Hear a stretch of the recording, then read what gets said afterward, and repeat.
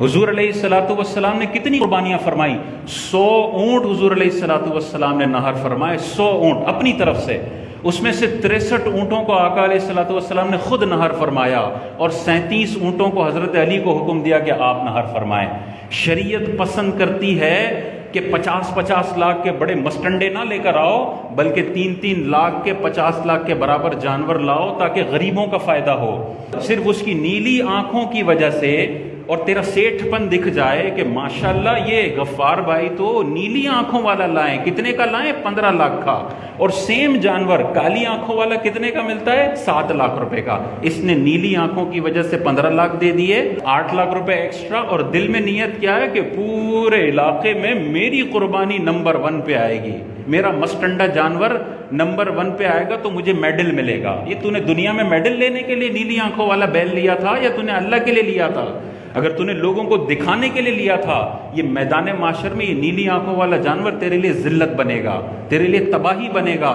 وہی حدیث اپنے ذہن میں رکھنی چاہیے کہ جو دنیا میں سخی تھا، اللہ تعالیٰ نے اس کو جہنم میں داخل فرمایا۔ کیوں؟ کیونکہ اس نے سخی پن ظاہر کیا تھا صرف سیٹھ بلوانے کے لیے، کہ لوگ مجھے سیٹھ بول دیں۔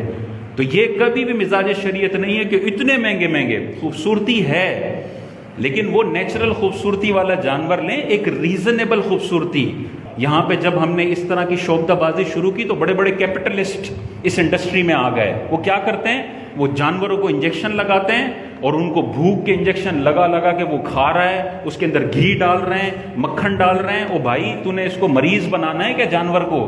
اس کی گولائی کرنے کے لیے اس کو سارا اندر ڈال رہے ہیں۔ انسان کے اندر ڈال کے دیکھیں، انسان کا موٹاپا تو بیماری ہوتا ہے، تو جانور کوئی الگ تھوڑی ٹریٹ ہوں گے کہ بھئی انسان کا موٹاپا بیماری ہے، جانور کا موٹاپا تو بڑی صحت کی بات ہے۔ مسلز اس کے بن رہے ہوں تو صحت ہے۔ اس کے پیٹ میں چربی کے بڑے بڑے انبار ڈالو، جب اس کو یہ پورا گول مٹول جب کٹتا ہے تو چربی کے انبار نکلتے ہیں۔ کیا فائدہ ہوا اس کے اندر غریبوں کا تمہارا؟ اگر 3 لاکھ کے 7 جانور لیتے تو 7 غریبوں، جو اندرون سندھ کے غریب ہیں، جو اندرون پنجاب کے غریب ہیں، یہ پیسہ ان میں ڈسٹریبیوٹ ہوتا۔ قربانی کا بہت بڑا مقصد ہے کہ سیٹھوں کی جیب سے پیسہ نکل کے غریبوں تک پہنچے۔ یہ کیپٹلسٹ جب اس انڈسٹری کے اندر آ گئے تو کیا ہوا؟ ایک بڑے سیٹھ کی جیب سے 20 لاکھ روپیہ نکل کے ایک دوسرے بڑے سیٹھ کے پاس چلا گیا، غریب بیچارہ غریب ہی رہا۔